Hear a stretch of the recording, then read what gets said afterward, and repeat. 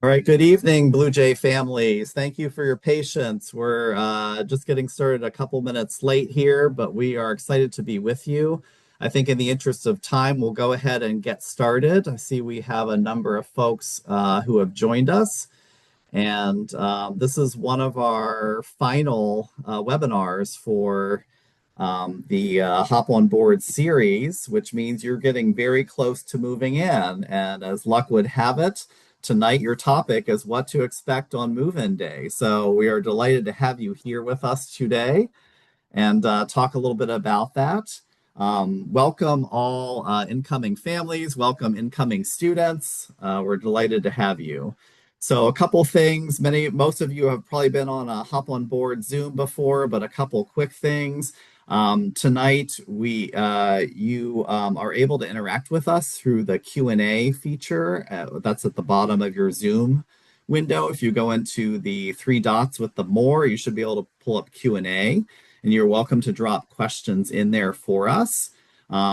I might encourage you to allow for folks to get through a lot of their content, and certainly from there, questions that you still have, you're certainly welcome to ask. We also, for tonight, there is a panel of us that are presenting, and so let me go to the next slide. Here we go. So you have me, who you normally are used to having on here, but I will talk mostly about orientation and what is set up for family engagement at Move In. And then I'm going to ask my colleagues to introduce themselves. I'll pass it to you, Lindy. Hi, everyone. My name is Lindy Bobbitt, and I am the Director of Residential Experience. And part of what I'm going to talk to you all tonight is about the move-in process and how it is going to go. And don't worry, whether you are an athlete, whether you are here for pre-orientation, or you are part of our traditional first-year move-in, we are going to cover all of that information and hope that all of you kind of leave with an understanding of what the day is going to look like when you arrive to campus. And I will pass it off to Emily. Hi, my name is Emily Licht. I'm a senior architect with Johns Hopkins University, and I will be sharing some information on some exciting projects that we have going on campus. Hi, I'm Ember Gray. I'm the core team captain this year working at Steffi. I'm a junior, and I'm gonna be helping out with orientation. You'll see me around campus, especially on move-in day and at convocation. Awesome. Great. Thank you, Ember. All right. It's great. So panelists, everyone seeing my screen? Yes? Okay, wonderful. All right. So we're going to get started with our content. So just want to first set the tone and kind of the philosophy. How do we want you to experience move-in? So I imagine a lot of you are wondering what it's going to be like. You're thinking there's a lot of folks come to campus all at the same time. There's students, there's families with students, and it's probably going to be warm and hot and all those kinds of things.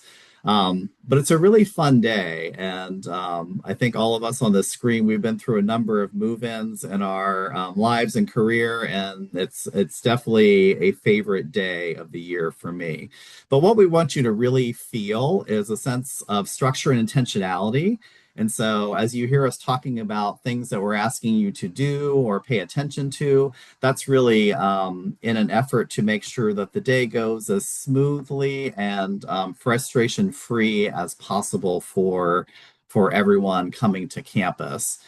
Secondly, that you feel prepared and informed. There's a number of checklists that folks will be pointing you to of things that you can look at.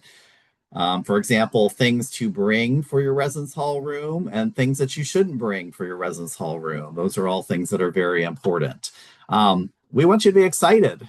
We're excited. We love Move In, and we want you to feel the excitement because I think it's often easy to get caught up in the logistics of what you need to do. But I encourage you to also enjoy the day because it's definitely a once in a lifetime kind of experience. And then lastly, we want you to feel confident in yourselves as well as in us. And so as we interact, we will do our darndest to answer every question you have when you're here on Move In. And if we don't have an answer, we're going to find someone who can give it to you. So we're excited to welcome you. So a couple goals for the webinar. preparing you a little bit about the steps of the logistical steps of the move-in process. For families who are coming, opportunities for you to engage specifically at move-in.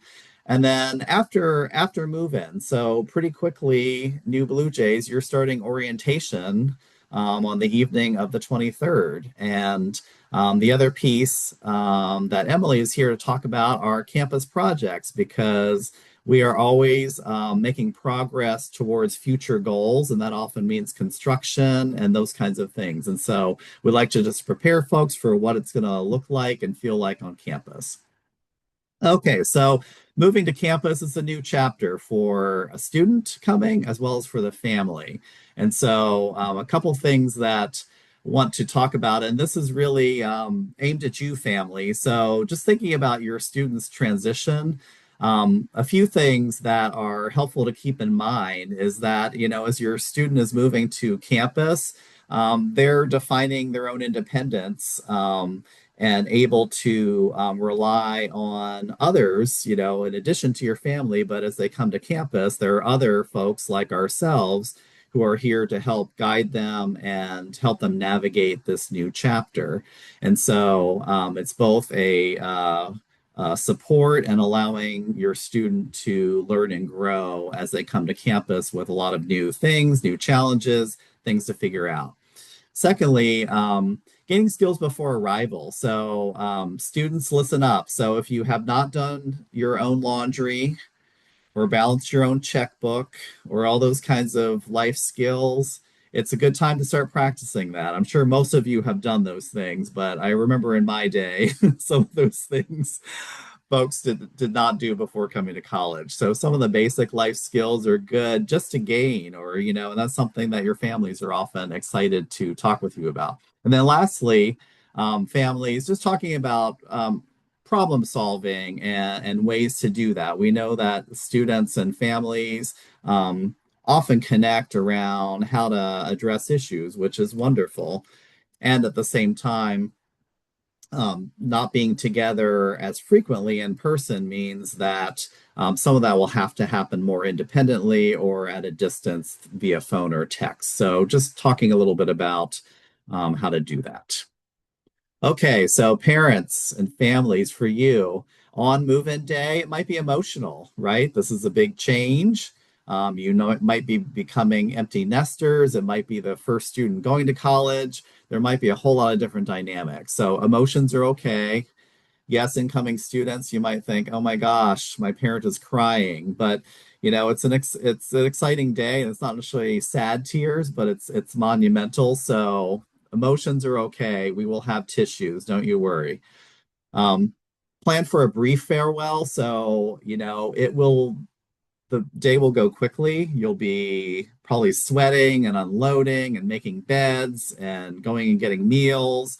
And then suddenly the time will come to say your farewell for now. And so, generally in doing that, keep it brief, because you will be talking again soon, although your student will be very busy. And then lastly, family self-care for you after returning home. So if this is your only child or the last child and the house is empty, thinking about what are the things that you're going to do for you kind of in your next chapter. And there's a link here that has a little bit about tips for surviving dropping your college student off.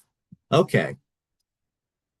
So this is also a good read on parent and family transition. This photo has some of our first year mentors, who are folks who will be welcoming your students along with the resident assistants in the residence halls. And that's our president, President Daniels, with his one of his fur kids, Barney. So there are a lot of people out and about to welcome you, and it's a fun day. All right. So I'm going to go ahead and turn it over to my colleague Lindy to talk a little bit more about residence halls. Okay, so we're going to go through a lot of information right now, but I also want to remind everyone that this is being recorded, so you can go back to this information. And additionally, your students will be receiving emails with all of this information in it. So don't panic. Don't feel like you need to take a lot of notes. We have you covered. So move-in times. So students, you should have already started to select your move-in times. We ask that, so move-in times on pre-orientation. Let me step back. If you are a part of pre-orientation or first year student move-in, you need to pre-select your move-in time. That is because we have a lot of students that are moving in that day, and we want to make sure that we account for the flow of traffic. If you are on an athletic team and are going to move in on one of the other days, your move-in time is a little bit more fluid because you've been working with your coaches to kind of figure out when you're going to arrive to a campus, and you're going to check in at the rec center instead of over at Mason Hall. But if you are arriving for pre-orientation or for our first year student move-in, please make sure that you sign up for move-in time if you haven't already. Move-in times are put in 15-minute increments, and we have about 30 students every 15 minutes. As eager as I know you are to get to campus, please respect your move-in time. And the reason that I say that is because we have a lot of people moving in that day. We have to get city permits. We have to work with traffic patterns with the city. We need to make sure that everyone can get in to the building. And if everyone shows up at the same time, it is very hard to do that. So I know you're excited, but come at your move-in time. Also make sure that before you arrive to campus, you have met your health requirements. And so students need to have certain vaccinations and certain information on file in order to get their keys. So please be checking that. Please be making doctor's appointments. Worst case scenario, we do have the health center open on move-in day to get some of those things, but your process is just going to be so much faster if you come to campus with that. We cannot let you move into halls if you don't have certain things on file. And so please know that if you're like, I'm just going to not do that, or I'll just see if it's necessary, you will be stopped before you get your key, and we will ask you to go meet those requirements before you get your key.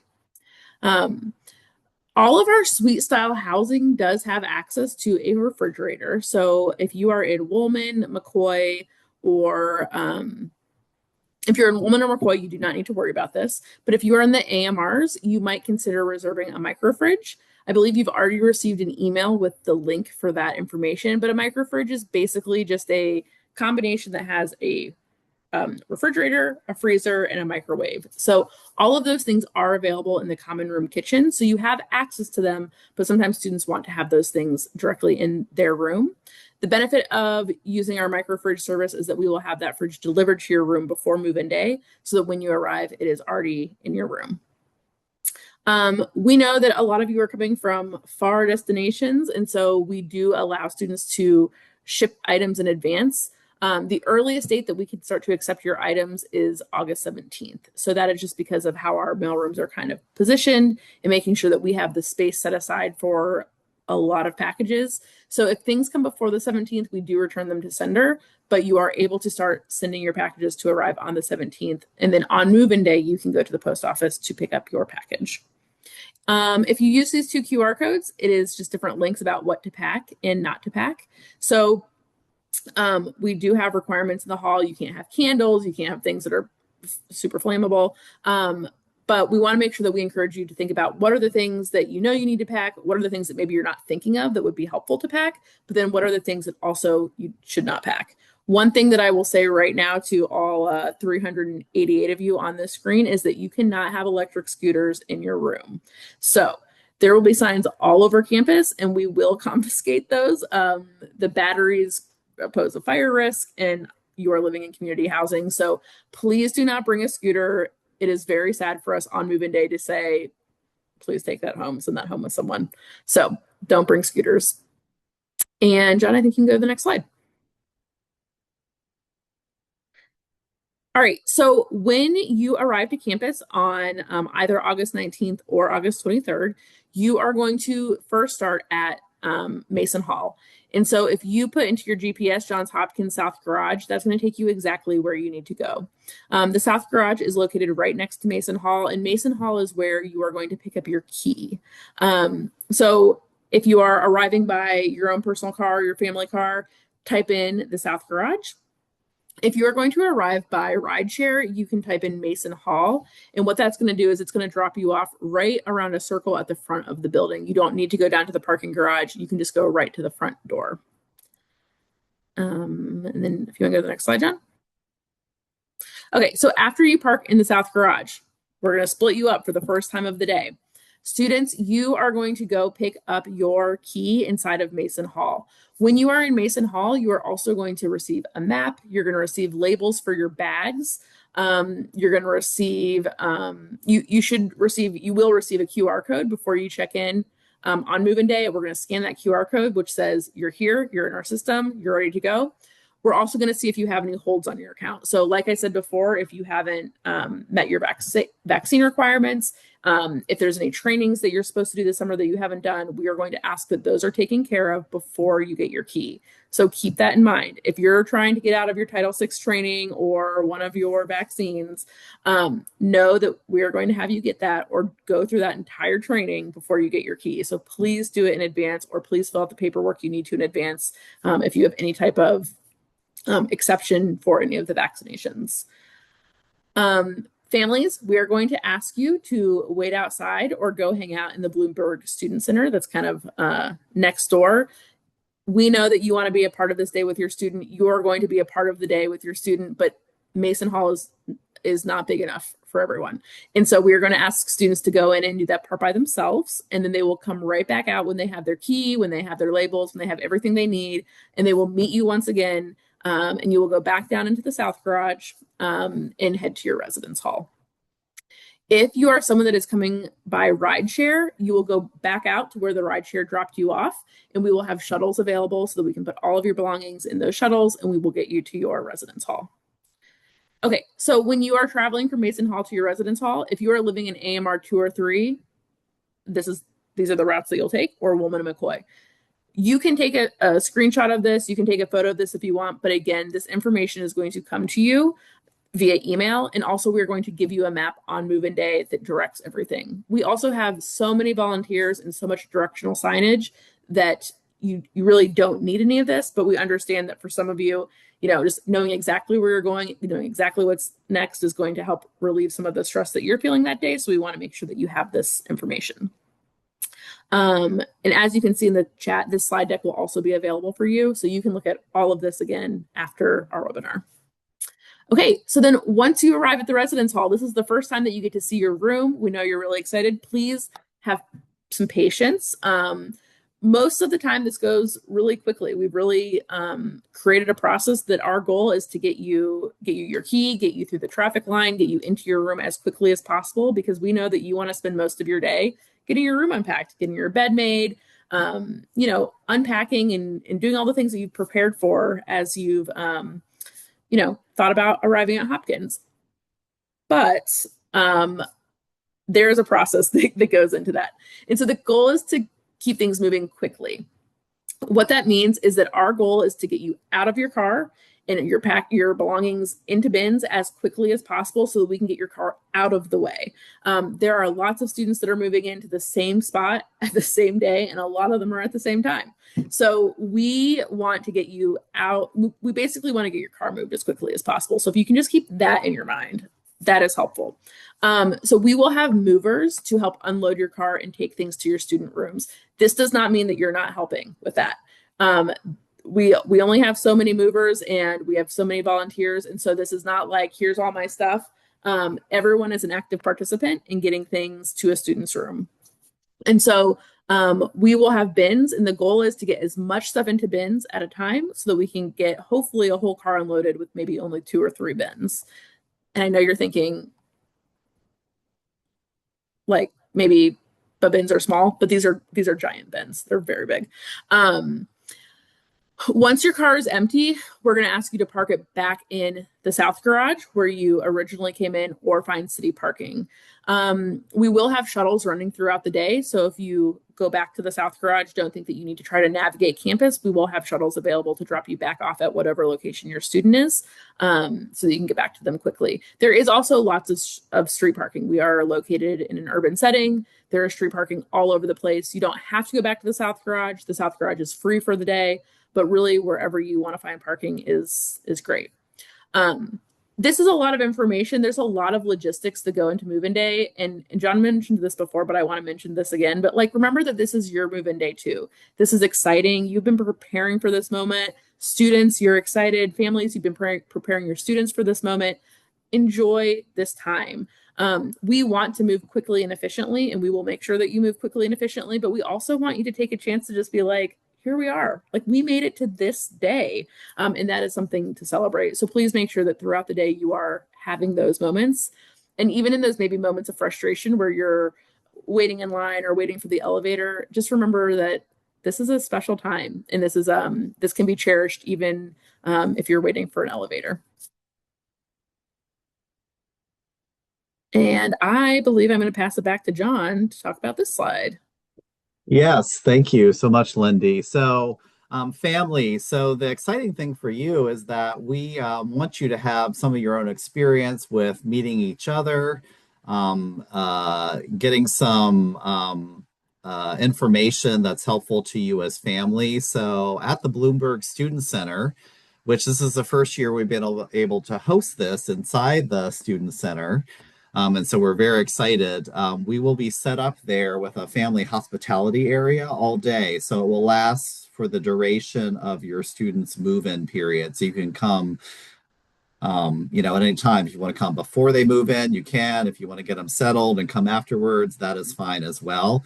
What we have for you in particular, we have a family welcome bag, which has some information for you and some reminders about family weekend. And we also have some giveaway items for people that we will have available to you. We also want to give you the opportunity to eat on campus in one of our two all you care to eat dining centers, which are Nolan's and Hopkins Cafe. So we have a free meal ticket for each family member in your party. And so you can pick that up at the family hospitality area and then go have a meal. Dining is open throughout the day. So anytime you want to go and eat, it can, be a traditional lunch or mid-afternoon or whatever works out best for your schedule. But we would love to see you at any rate, and we'll be there set up and have a number of folks to greet you in the student center. The nice thing too, it's going to be indoor and air conditioned and hopefully a little break from the move-in process. So please do come by at some point during the day. So a few other things that are going to be here. We will have some snacks and beverages. We're unveiling a new snack that is very Blue Jay branded. I'm not going to spoil it and tell you exactly what it is, but we're kind of excited about it. So we'll be unveiling that at move-in. We will have Jay there. And as you know, our mascot is very popular and you can get photos. We'll have a lot of photo opportunities, actually. We have a JHU 150th sign. We will have Jay there. We'll have some letters that say, welcome new Blue Jays. And so you can take photos with your student, with your family, and we're happy to help you do that. We also will have the credit union there. A lot of people are thinking about banking and how to manage finances. So if you're thinking about opening an account with them, they will be there to help you do that. And the last thing I'll highlight is for families, we have postcards that you can write. And that bottom right picture is some families doing that. So we have a postcard where you can write a note to your Blue Jay, and then after move-in, we will get it delivered to them within that next month. Okay, so a couple things with closing out the day. So we have a family orientation. So really, as you know, the Hop on Board has been your virtual orientation throughout the summer. We also want to invite you to come join us in person. We will be in Shriver Hall, which we will direct you to once you're on campus if you don't know where that is. And we will have a number of key partners, including the folks on this screen, architecture and planning. We will have on-campus living. We'll have public safety. We'll have Hopkins dining. We'll have primary care and counseling center. So some of the key partners that we know you want to have the most interaction with, we will have a 1-hour family orientation where you get to hear from those folks and also ask some questions live and in person. So if you're coming for pre-orientation, we are doing that on that same day, the 19th at 4:30. until 5:30, and then at 5:30 is when folks will go to dinner, both student and family. And then the pre-orientation program will begin for your Blue Jay, and then families will then exit campus. And then for the primary orientation day, Sunday, August 23rd, our orientation session is at 6:30, which I know sounds a little bit late, but we want to make sure that everybody who is moving in throughout the day, whether you were at 8 a.m. or at 5:15, that everybody has an opportunity to come to the orientation. So that will be the exact same program. The one difference is that for the first time, I'm going to live stream it and also record it. So for any families who would like to see it again or were not able to come to campus directly, we want to make it accessible to you. And so that's how we will do that. All right, so at this time, so kind of after move-in, I'm just going to talk very briefly about orientation, then turn it over to my colleague Emily to talk a little bit about campus projects. So a couple notes on orientation. So orientation students is required. We know we ask a lot because it will be throughout that next week, but we have definitely assembled a program of important information. Your colleges will be meeting with you. And we also have created lots of opportunities for you to meet each other. So the class of 1,400 of you will be able to come together at different points throughout the week. And so it's a good way to really get to know your peers.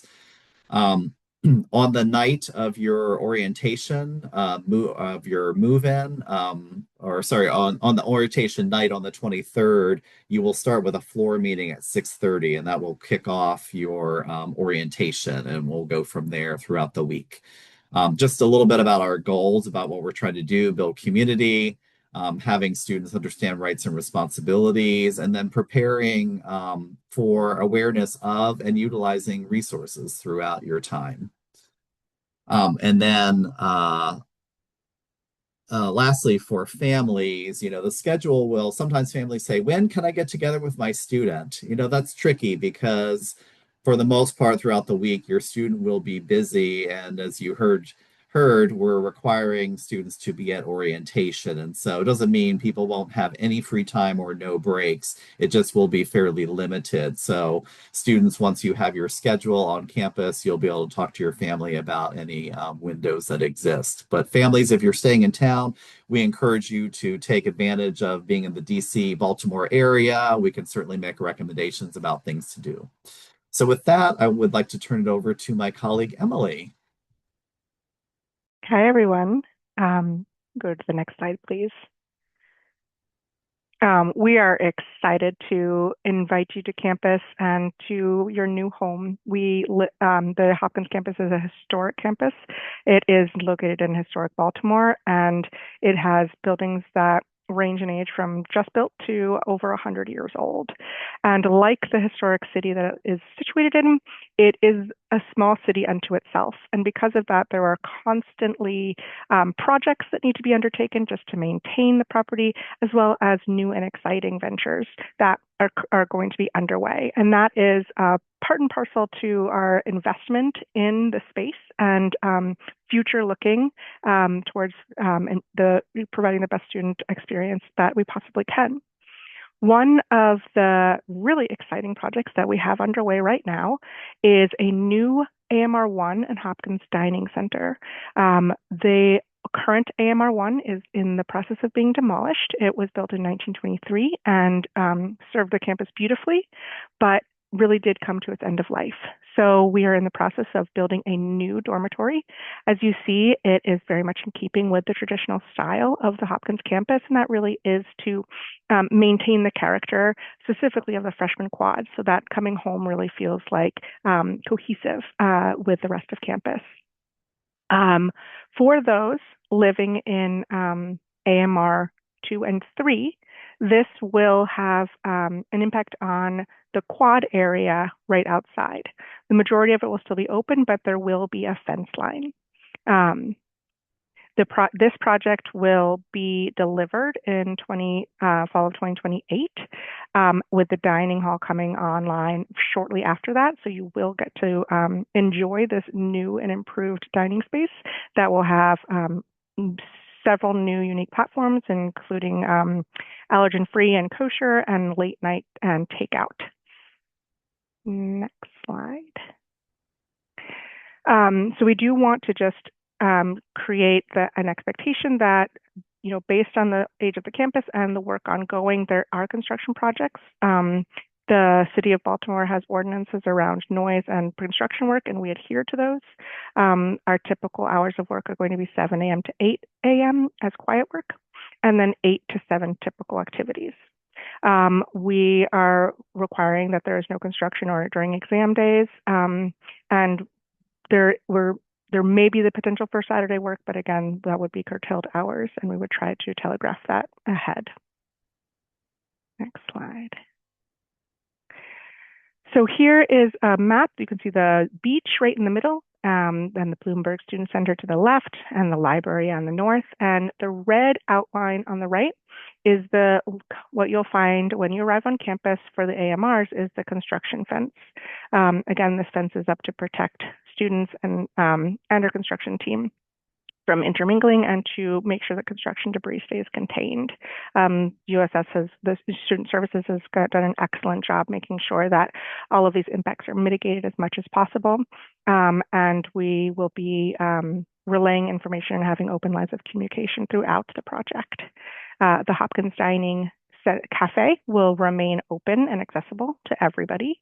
And there are a myriad of accessible routes that will also be available to students.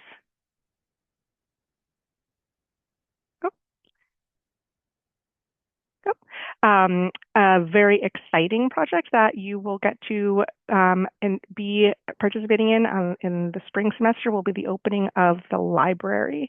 This is a huge renovation that is going to bring daylight down into the stacks, increase the accessibility of books, and provide a number of additional study spaces and group hangout. So we're really excited for this and really excited that you're going to be the first class that's going to get to experience this new investment. Next slide. So given that campus is, again, a small microcosm, a small city, we want to make sure that you always know how to get from point A to point B, regardless of what work is going on. We have a wayfinding app that you can access through this QR code. It's also on the Johns Hopkins Facilities and Real Estate website. This is an app you can put in your point A and your point B, and it will show you the different routes. It also includes routes without stairs, routes and with different degrees of slope, to do our best to try and make sure that everybody is able to access all of the exciting places on campus. There's also maps and directories that can be located there, which have a range of different options for how you might want to view the campus and get from point A to point B.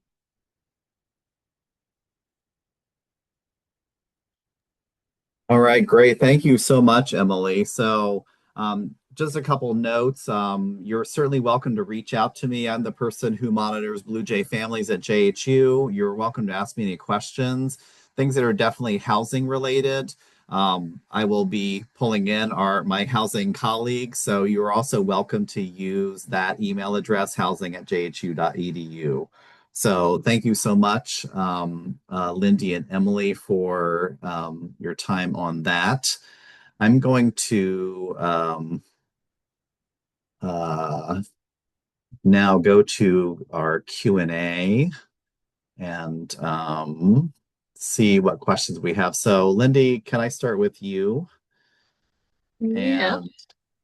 And a few questions I see about mail. I know you talked about the 17th as the first date. There was a question about for people who are moving in on the 19th for pre-orientation. Is that the same date?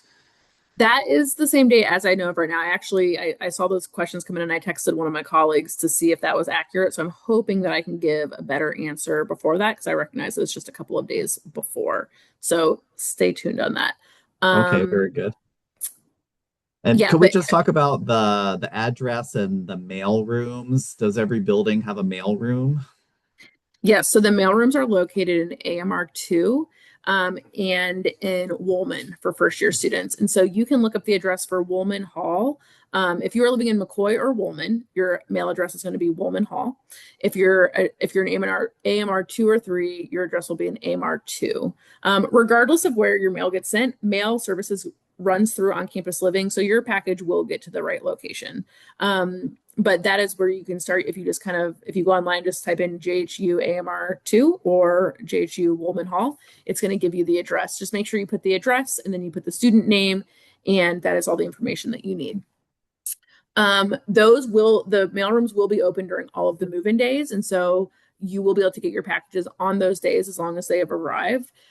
Just keep in mind that there are a lot of packages that we get during the beginning of the year, and so you need to just kind of keep that in mind from a timing perspective, that it's going to take a little bit of time to get to the mailroom and get your things.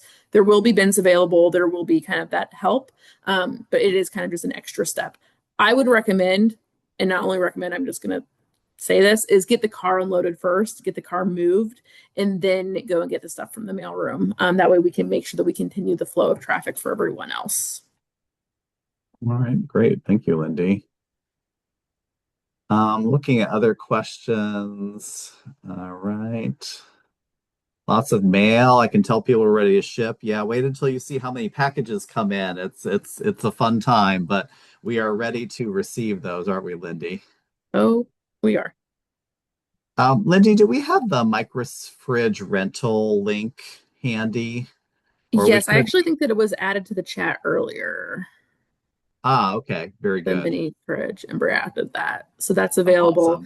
Awesome. There have Thank been a you, couple Amber. questions about microfridges. So you can absolutely order a microfridge after move-in day. The benefit of ordering by the first deadline is that it's going to be in your room when you arrive. So that is totally your choice.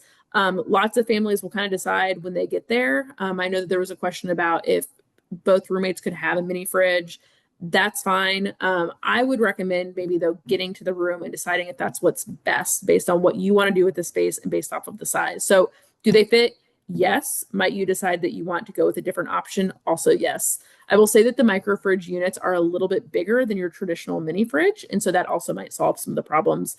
If you're concerned about having enough space, the mini fridges are a little bit bigger if you use the MyFridge rental. Awesome, great. Okay, thank you for that.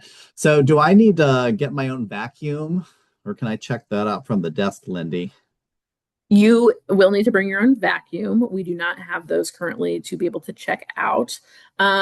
Oftentimes, students will just use like a Swiffer or something like that, just because or one of those very small little vacuums just to get up what you need. And honestly, just a broom will work fine. The brooms are not. They fit the amount of people that they need, but they are not giant spaces. And so that's an example of something that I would not say that you need to come with on move-in day. I think there's certain things that you definitely want to come with on move-in day. And then I think there are other things that you might want to see your space and decide what's going to work best for you and your roommate based on kind of how you want to set up the room. The rooms are going to come in a kind of traditional layout, but you are welcome to move things around. I did see a couple of questions about lofts. You are able to loft beds. We do not loft beds on move-in day just because we don't have the capacity for it, but we will have 3 days during the first week or so that you're on campus that if a student wants their bed lofted, they'll just come to the front of their building and say, I want my bed lofted, and we'll have a team that will go loft the bed. So that's another thing that you can consider when you get to campus is, do you want to loft your beds or do you want to keep them down? The other thing that I just want to name, because I run into this every single year, is please talk to your roommate about when their move-in time is, and please talk about how you might want to decide who is going to be in what space. Something that you really don't want to do, in my opinion, of being a housing professional for a very long time, is coming in and just picking whatever you want and then having your roommate come in, and the first impression is that maybe you should have communicated about some of these things. So just as a courtesy, I would recommend seeing when your roommate is arriving, see who's arriving first, and then you don't have to make all the decisions. This isn't saying, wait to unpack until your roommate arrives, but maybe kind of figuring out how might you want to figure out the room setup. Do people have preferences about what beds they're going to take? We really try hard to match roommates up based on common interests, and we want this to be successful. And we know that not that roommates don't always move in at the same time, and that there are things that are a little bit outside of our control, but you can control those things by having those conversations before you arrive. Okay, very good. Thank you so much, Lindy, for that. Lindy, there are a couple of questions just about, like, for example, a transfer student who may not be living in one of the buildings that was listed with kind of directions and all of that. For any student who's living in a building that we didn't name earlier, any comments about what to expect? Yeah, so if you are a transfer student, we have that information. We have the move-in information, and so we will make sure that there is, if it's still on our, if it's during pre-orientation or our first year student moving day, we'll make sure that there is support there. If a transfer student is arriving during our second year move-in, then they're going to go through the second year process to pick up their key. Which for second year, we have students pick up their keys in their building, not at Mason Hall.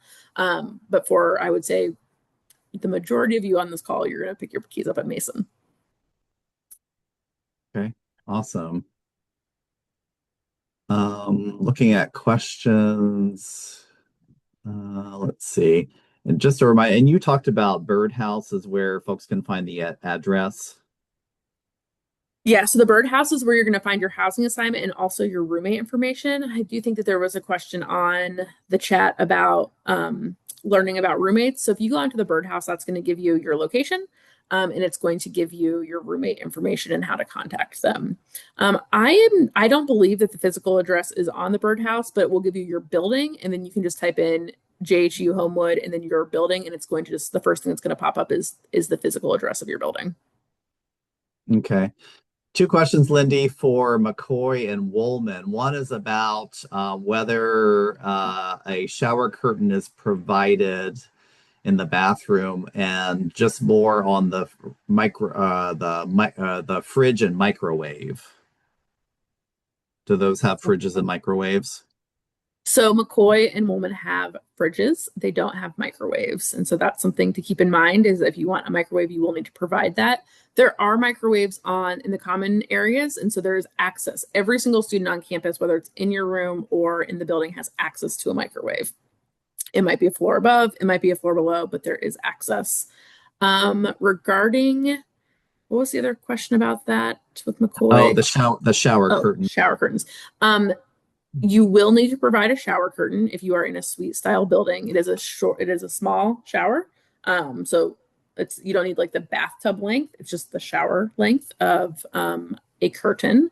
And this question, I think, has shown up a couple of times. I think I've answered a couple of times, is if you're in a suite style, you are responsible for cleaning your bathroom. If you are in a traditional style hall, our custodial team cleans the bathroom. Everyone is responsible for cleaning their rooms. We do health and safety checks throughout the year where we are looking for the cleanliness of your room, because we expect it to be in a state that is clean-ish. And so please keep that in mind, is that you are responsible for the upkeep of your room. And if you are in a suite, that includes the bathroom. And if we go through during health and safety checks and notice that it is not being kept in a kind of, clean-ish condition, we will have conversations about that. And there can be fines that are added if rooms are just completely unkept. Okay. All righty. A couple things, Lindy. So there's a question about just kind of move-in process in buildings that don't have elevators. Yes. So for move-in in buildings that don't have elevators, which would be the AMRs, we do everything the same except that we walk up the stairs. And I know that sounds like a pain, and there are movers that really do a lot of that work, but you would not believe how long people are waiting for elevators in those other buildings. So we will use the bins, we will get to the stairs, we will walk up the stairs and put things in rooms. We know that that's inconvenient. We know that is, you're probably all just like, oh, man. But we still try to make it as quick as possible. And, there's not that many floors. So we're not talking a huge amount of stairs. And just know that your friends that are over in other buildings, they're just waiting in line for elevators for a while. Okay, very good. So Lindy, can I bring a toaster oven or an air fryer to my residence hall? So anything that you bring needs to have an automatic shutoff. That is the biggest thing, is that we just cannot have any fire hazards. So and it can't have an open heating setting. So like hot pots, those types of things. So air fryers are fine as long as there is an automatic shutoff. A toaster oven is fine as long as there's an automatic shutoff. Okay, sounds very good. This might be a question that Ember, maybe you and Lindy could help with. There's a question just a little bit about kind of for any transfer students that are here, where the similarities or the differences are in kind of the move-in process and orientation. Yeah, I can answer that. So all transfer students will have their own FYM, just like first year students do. An FYM is your first year mentor, which is a older student. We gear the transfer students to have a transfer student as their FYM, and they'll be with other transfer students during that first week to kind of get used to things.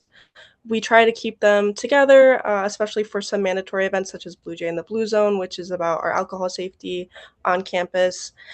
You have your own class photo with transfer students, as well as some assistants and some social events that are just for other transfer students as well. We have a sleepover type style like social event that is just for transfer students, where you get to like make slime and go through some competitions. We really try to include them in the process and not isolate them too much, but also give them time to bond with other transfer students during that week. Awesome. Thanks, Ember.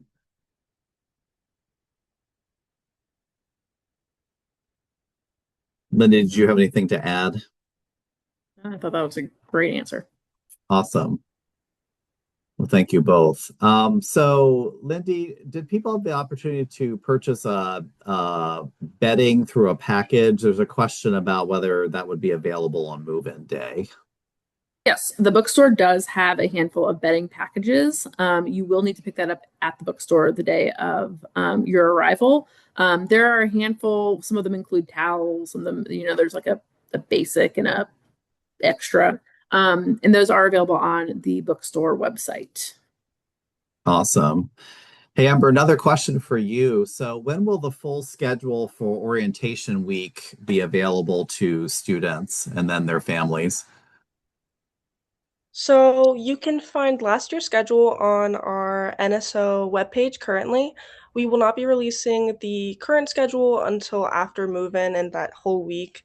We have a lot of events planned, and you'll mainly be guided by your FYM during that week, who will tell you where to go, when to go. We don't want to overwhelm students because there is a lot on that schedule, but you will be prepared, we promise.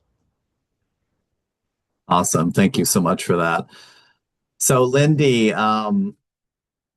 with roommates for like a micro fridge, should they be talking about that in advance? Yes. You all should just be talking to your roommates in advance. Because we would like for you to you don't need to know everything about your roommate, but the reason that we give you your roommate assignments so far in advance is because we would like for you to start talking with them. When you arrive to campus, it is a huge change. You're moving into a new space. You're going to go through a week of orientation. You're going to start courses. Any conversation that you can have beforehand is going to ultimately be best for you on move-in day. Fridges are a great example. You don't need 2 micro fridges in a room. So talking about if you want one, who's going to order that? How are you going to split the cost of that? Are you going to split the cost of that? Do you want an area rug? Who's going to purchase that? There's all kinds of questions that you can be having with your roommate. And one of the things that you're going to do during the first week and a half of your time on campus is submit a roommate agreement. And getting to know your roommate before you move in is just going to help you have more kind of like information as we ask you to submit a roommate agreement form.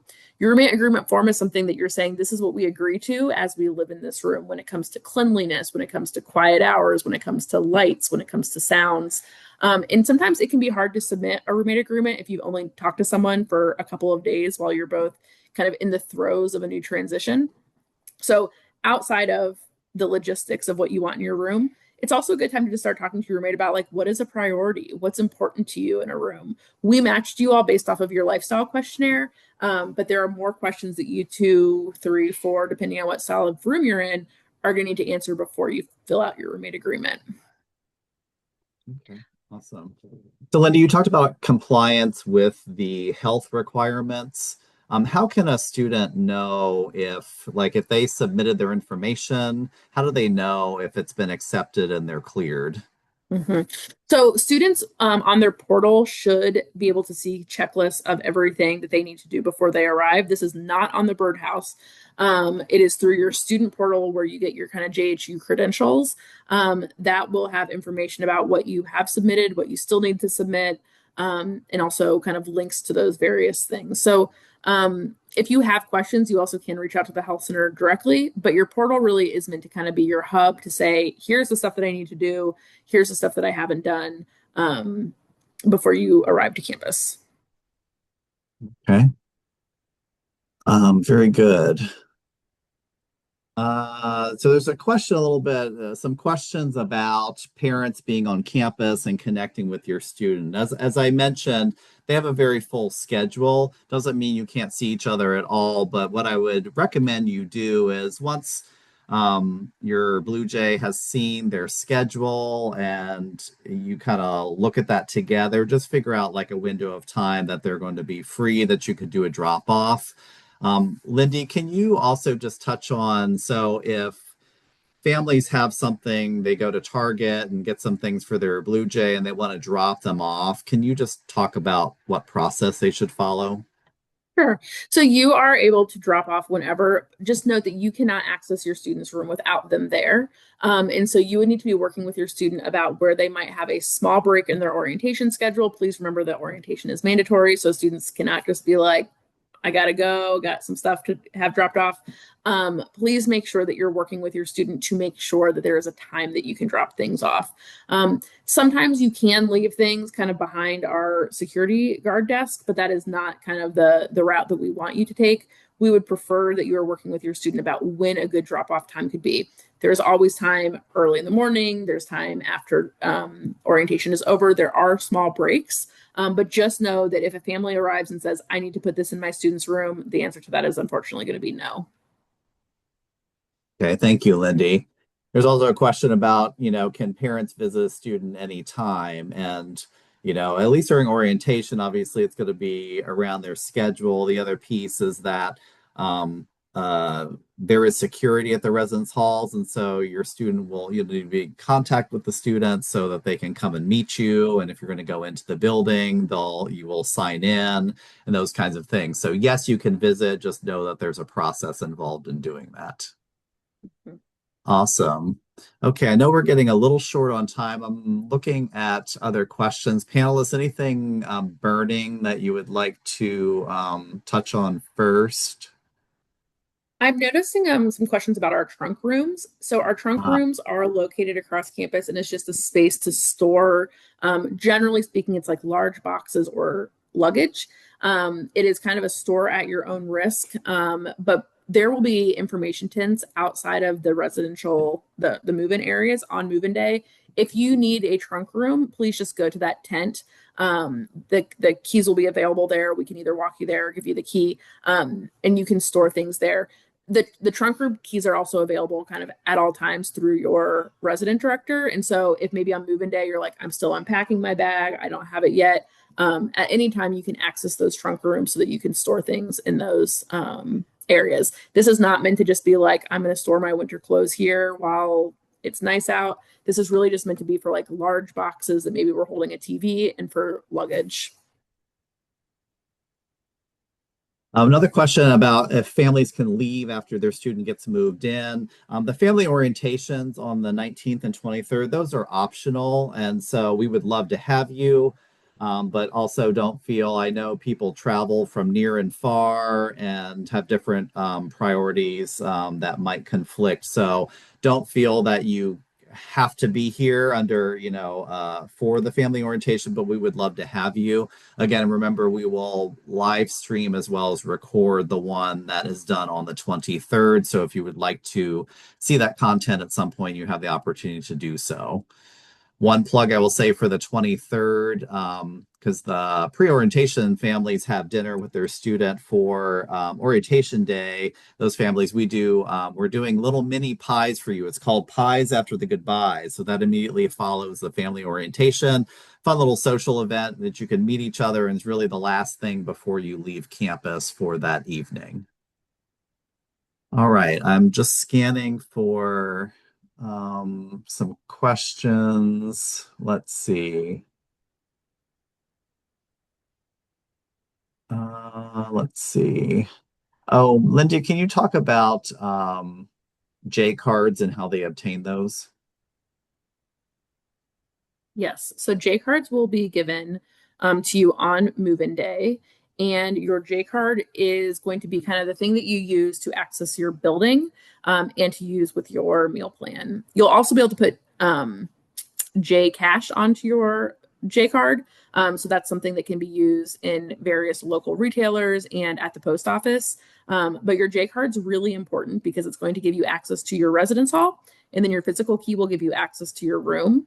And then it's also going to give you, or it's what you'll use for your meal plan.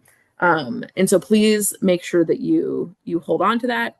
You can add it to your phone. You can add it to different things so that you don't have to always have it, which I highly, highly recommend doing. And yeah, you'll get that on move-in day and you'll have it.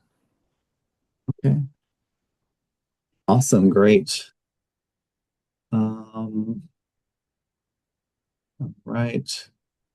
There was a question about a student who's moving in for pre-orientation. If the roommate's coming on the 23rd, like kind of navigating that, should I be in the room? Those kinds of things. Do you want to answer that one, Lindy? Or I can. Yeah, I think it's really up to you. I think, obviously, if you have lots of people coming, I know there's been a couple questions about how many people can be in the room. Being in the room could just add some congestion, but I think it's definitely a great opportunity to just do a check-in, even if it's like, hey, I really am excited to meet you, but I want to make sure that you have a chance to move in. I think in instances where maybe someone's moving in for pre-orientation and someone's moving in on move-in day, when you arrive, maybe you want to send a picture of the room to your roommate and just kind of have that initial discussion of like, are you cool if I take this bed? That might seem like that might seem silly, but again, we are trying to provide opportunities so that we can minimize tension or conflicts early on. So no, you don't need to be there. You can definitely stop by and say hi, or if your roommate's like, I can't wait to meet you and I want you to help. But there's not necessarily a right or a wrong to that question. Okay, very good. Thank you so much. Let's see.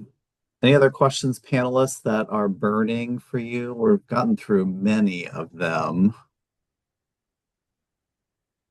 Just please remember that the emails I think are in the link. So I know there's a lot of questions that we didn't get to. So feel free to ask those questions via email. We want to make sure that you get answers to those. One thing that I do see really quick that I'll answer before we kind of jump off is about laundry. So students all have laundry money added to their card monthly. And so there are community laundry rooms in all of the buildings. Please bring some type of laundry bag, basket, whatever is going to work for you. But you don't need to worry about having laundry money. That is pre-added to your card every month. That's also used with your J card, and you will swipe that when you use the laundry machines. And that is the same throughout the buildings. Okay, very good. There's one question I think from a student that was asking about because students who are coming for pre-orientation, then there's orientation following. You will do both of those. So pre-orientation is one of 13 programs that is specific around an activity or an academic area of interest. And so that is its own experience, but the entire first year class and transfers are engaging in orientation starting on the 23rd. So please consider that as you plan your time. All right. We might have time for like one more question. Lynn, do you see something burning you want to get to for the good of the large Yeah, group? I do see one more that I want to say really fast, and it's about insurance for possessions. Please, that's a great question. Please look into your family's homeowner's insurance to make sure that your room is covered. Generally, that falls under a homeowner's insurance. You can add something, but that is on you to figure out kind of how you are going to insure your items in the halls. Okay, very good. Hey, Ember, let me ask you one more question. For the students at Prio, how do meals work for them while they're at their pre-orientation?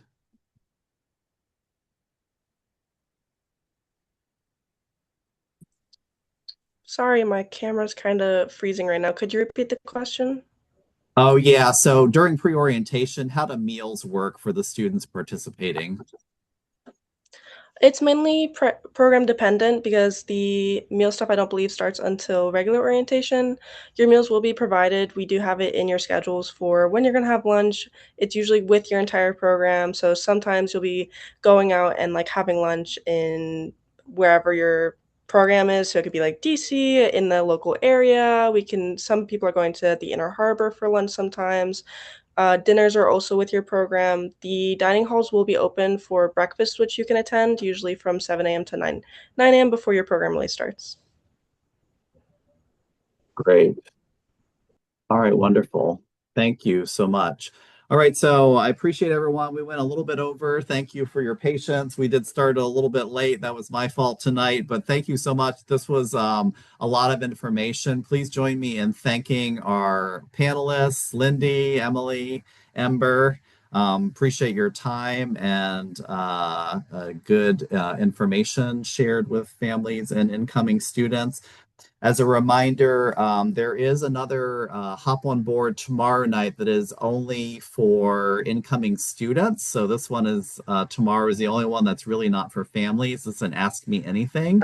So students, you can bring whatever questions you have, and the core team, Ember and her colleagues will be there to answer questions that you have, and you can ask, just as the title suggests, ask anything. So um, families, I will look through the remaining questions. As Lindy mentioned, there's a lot of very hall specific ones. So housing at jhu.edu might be your best line for some of those questions, but I will look through, and in our follow-up newsletter, I will try to address some of those that came up.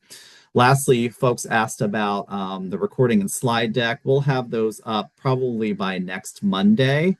And families, I will send you an email so you will know that it's available and how to get to it. All right, the panelists, any last comments before we sign off for the evening? I know that we said this at the beginning and I said it in the middle and I'm going to say it at the end, is just have fun on your move-in day. It is emotional. It is stressful. There's some chaos. You will have a memory of the event. But this is a really special time. And so just let yourself enjoy it as much as you can. Yeah. And know that we are all here and we are here to support you and support your students and are so excited to welcome you all to campus in a few weeks. Well said. That's a good last word. Yep, we're excited to see you all. All right, everyone, thank you so much. Have a great night, and we'll see you very, very soon. Good night.